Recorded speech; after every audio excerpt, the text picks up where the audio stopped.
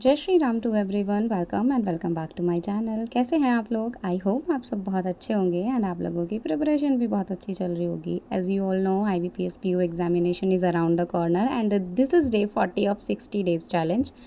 आज की जो टू डू लिस्ट है वो प्रीलिम्स ओरिएंटेड ज़्यादा रखी है, जिसमें मैंने फुल लेंथ मॉक करने हैं IBPS PO के लिए, सेक्शनल मॉक भी करने हैं IBPS PO प्रीलिम्स के लिए।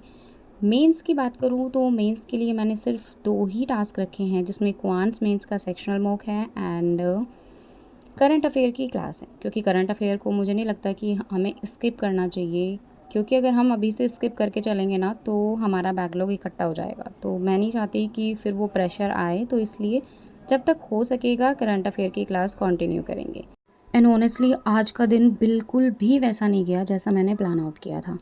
मैंने सोचा था आज के टास्क तो बहुत कम रखे हैं, तो आज तो कंप्लीट हो ही जाएंगे बहुत अच्छे से और फुल डे प्रोडक्टिव भी हो जाएगा। तो लेकिन ऐसा कुछ होता नहीं है जैसा कभी कभी हम प्लान करते हैं। जैसे ही मैंने करंट अफेयर की क्लास ली ना, तो मुझे साइड में एक वीडियो दिखी सौरभ सर की रीजनिंग की, जिसमें सर ने 7 आवर 30 मिनट की क्लास ली हुई थी। मैं रीजनिंग सौरभ सर से ही करती हूँ, तो मैंने सोचा ये क्लास लेनी तो मस्ट है, क्योंकि IBPS PO प्रीलिम्स लगा हुआ है, तो उसके लिए ये क्लास 100% लेनी चाहिए। और मैं आपको भी बोलूँगी, अगर आपने अभी तक वो क्लास नहीं की है ना, 50 सेट्स ऑफ पज़ल हैं उसमें, प्लीज़ आप करिएगा। बहुत रिलेवेंट क्लास रहने वाली है आपके लिए।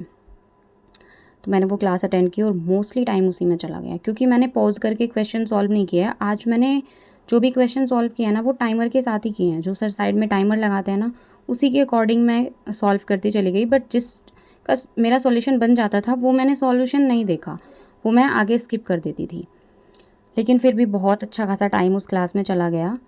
बाकी टास्क में कुछ नहीं कर पाई, सिर्फ इंग्लिश का सेक्शनल मॉक लगाया, उसके अलावा मैंने कुछ नहीं किया। आज की टू डू लिस्ट कंप्लीट ही नहीं हो पाई।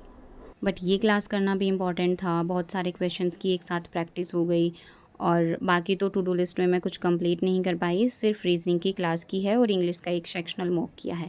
बट ठीक है, कभी कभी होता है ऐसा कि जैसे हम अपने डे को प्लान करते हैं वैसे चीज़ें वर्क नहीं करती। बट कंसिस्टेंसी का मतलब ये थोड़ी ना होता है कि हर दिन परफेक्ट हो।